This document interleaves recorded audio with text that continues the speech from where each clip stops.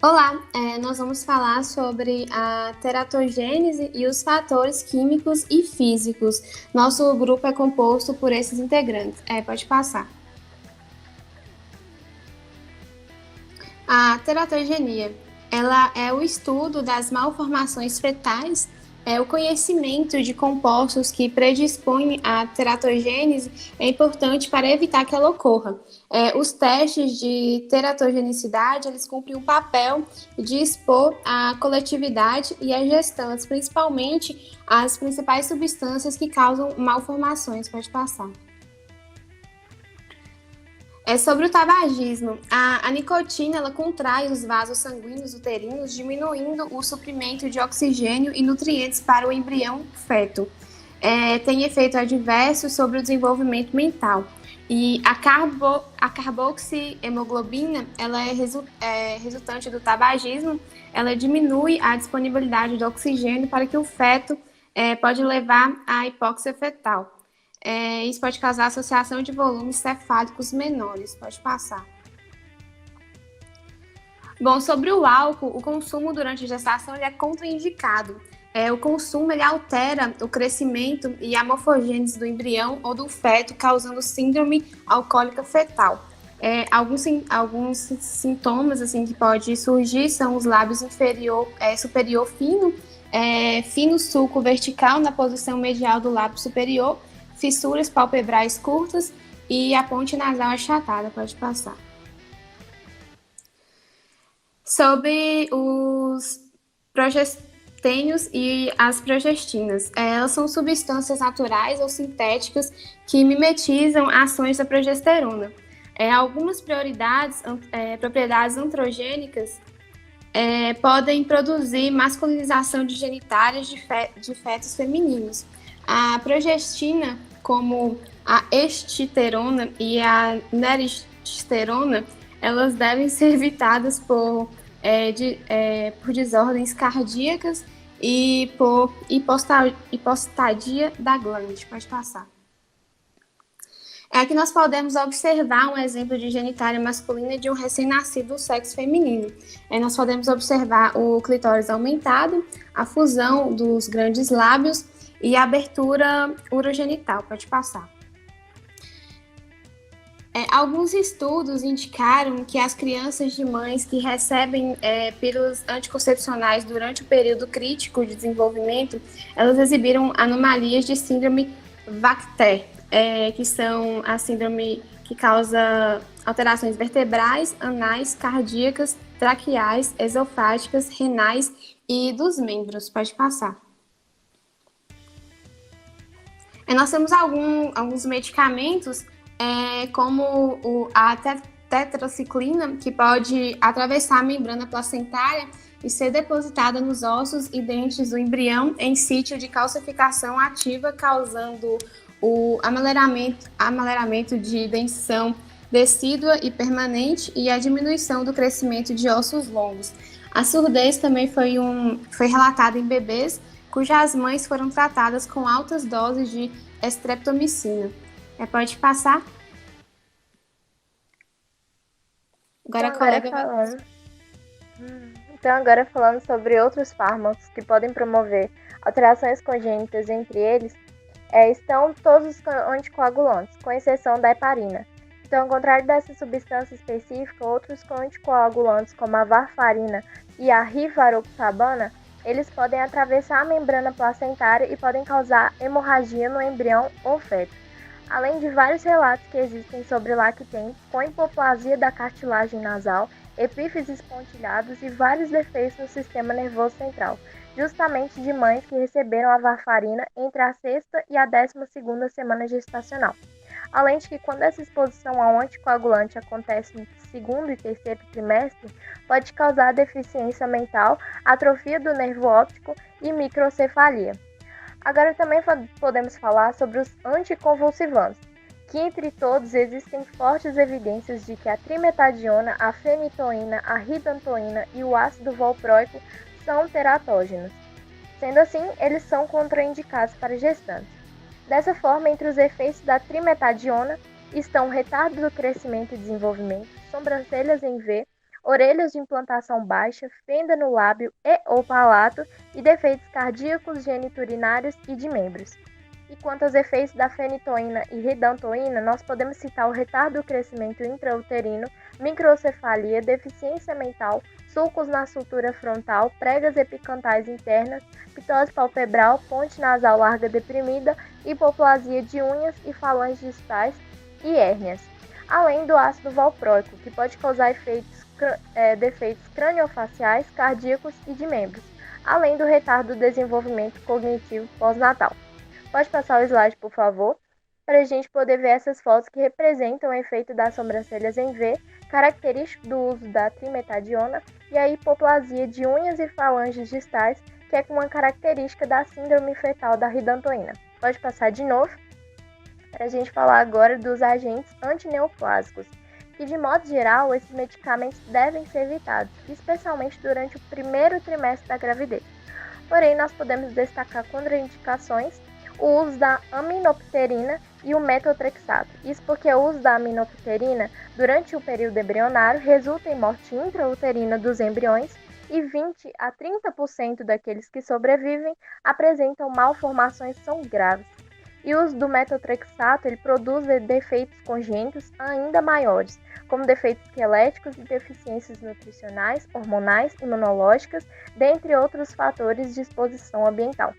Agora, quanto ao uso do corticosteroides, as baixas doses deles, incluindo cortisona e o hidrocortisona, elas não induzem alterações como a fenda palatina ou qualquer outro defeito.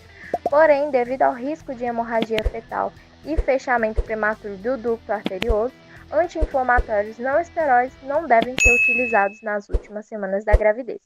E por fim, a exposição do feto aos inibidores da enzima conversora de angiotensina pode acabar causando efeitos como o oligodrâmino, morte fetal, hipoplasia dos ossos da calota craniana, retardo do crescimento intrauterino, anormalidades cardiovasculares e disfunção renal. Por isso que, embora no início o risco para o embrião é aparentemente menor, mesmo assim não é recomendada a prescrição dessas substâncias durante a gravidez. E agora eu passo a palavra para a Mariane. Pode passar. Bom, agora eu vou falar sobre os efeitos da insulina e medicamentos hipoglicemiantes. A insulina não é teratogênica em embriões humanos, exceto possivelmente na terapia do coma insulínico materno. A incidência de defeitos congênitos, como por exemplo a genesia sacral, aumenta 2 a 3 vezes entre descendentes de mães diabéticas. Aproximadamente 40% das mortes perinatais de lactentes diabéticos são ocasionadas por defeitos congênitos. Sobre o ácido retinóico, ele é um metabólito da vitamina A isotretinoína, conhecida também como Rakutan, que é usada para tratamento da acne cística grave e é um teratógeno. O período crítico para a exposição parece ocorrer entre a terceira e a quinta semanas. O risco de aborto espontâneo e defeitos congênitos após exposição é alto.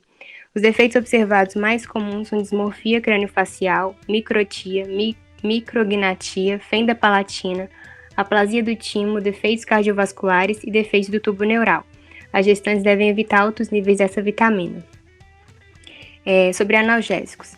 A aspirina e paracetamol costumam ser usados durante a gravidez para o alívio da febre ou da dor. Estudos clínicos sugerem que altas doses de analgésicos são possivelmente lesivas para o embrião ou feto. Dessa forma, esse medicamento deve ser evitado em altas doses, especialmente durante o primeiro trimestre. Pode passar, por favor.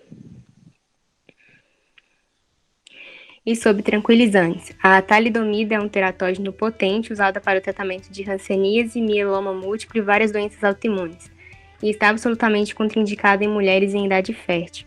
A manifestação característica é a meromelia, ausência de parte de um membro, a amelia, ausência de membros, passando por estágios intermediários de desenvolvimento, membros rudimentares, e a micromelia, membros anormalmente pequenos ou curtos. A talidomia também causou anomalias em outros órgãos, como ausência de orelhas externas e internas, defeitos cardíacos e anomalias do sistema urinário e alimentar. O período em que a talidomida causou essas anomalias congênitas foi de 20 a 36 dias após a fecundação. Esse período sensível coincide com os períodos críticos para o desenvolvimento das partes e órgãos afetados. Agora eu vou passar a palavra para a Sara. Em relação às drogas, não há evidências de que a maconha seja um teratógeno humano. No entanto, alguns estudos vão indicar que seu uso durante os 2 primeiros meses de gravidez vão afetar o crescimento do feto e também o peso dele ao nascer. A cocaína é uma droga ilícita muito comum usada entre as mulheres em período fértil. E os efeitos pré-natais da cocaína vão incluir descolamento de placenta, aborto espontâneo, prematuridade, restrição do crescimento intrauterino, entre outras anormalidades. Pode passar. As plantas medicinais. São inúmeras as substâncias presentes em plantas medicinais que podem causar efeitos embriotóxicos, teratogênicos e abortivos, como por exemplo, o boldo. A literatura sugere efeito abortivo e teratogênico em animais prenhes que foram tratados com boldo. A arruda também é contraindicada durante a gravidez porque estudos comprovam o efeito embriotóxico e teratogênico, além dela exercer fortes contrações no útero. O chá de hortelã também apresenta grande teratogenicidade. Pode passar. Agentes químicos ambientais. Filhos de mães que consomem peixe com níveis elevados de mercúrio orgânico correm o risco de desenvolver a doença mina-mata fetal, que é caracterizada por perturbações neurológicas e comportamentais que são semelhantes às da paralisia cerebral. O chumbo também, ele possui ação transplacentária e ele vai se acumular nos tecidos embrionários e fetais. E quando ocorre a exposição ainda no período pré-natal, pode ocorrer aborto, defeitos fetais e déficits funcionais. Pode passar. Os agentes biológicos. A rubéola congênita é uma infecção materna que é causada pelo vírus da rubéola durante o primeiro trimestre da gestação e vai resultar em uma alta incidência de defeitos congênitos. São eles catarata, defeitos cardíacos e surdez, entre outras várias anormalidades. Já a infecção materna por varicela, ela ocorre nos primeiros 6 meses, elas vão causar lesões oculares e cutâneas, hipoplasia dos membros e encefálica e também deficiência mental. Na toxoplasmose, o protozoário vai atravessar a placenta e pode causar calcificações intracranianas, microoftalmia e hidrocefalia. Nos estágios iniciais da gestação, essa infecção pode resultar até mesmo na morte do feto. Além dessas infecções, outras como citomegalovírus, vírus da herpes simples, HIV e sífilis acarretam uma série de defeitos congênitos gravíssimos para o desenvolvimento fetal. Pode passar. Quanto aos agentes físicos e mecânicos, a exposição à radiação ionizante pode sim lesar células embrionárias e causar danos cromossômicos, que vão resultar na morte celular. E a gravidade da lesão ela vai depender da dose de radiação que foi absorvida. Quanto às ondas ultrassônicas, ou seja, ultrassom, não há estudos que indiquem que esse exame cause danos nocivos ao bebê. Sobre agentes mecânicos, uma quantidade inferior de líquido amniótico, que é chamado de oligohidrâmino, pode acarretar uma deformação mecânica nos membros, como, por exemplo, a hiperextensão do joelho. Pode passar. Essas são as nossas referências, nós agradecemos a atenção de todos. Muito obrigada.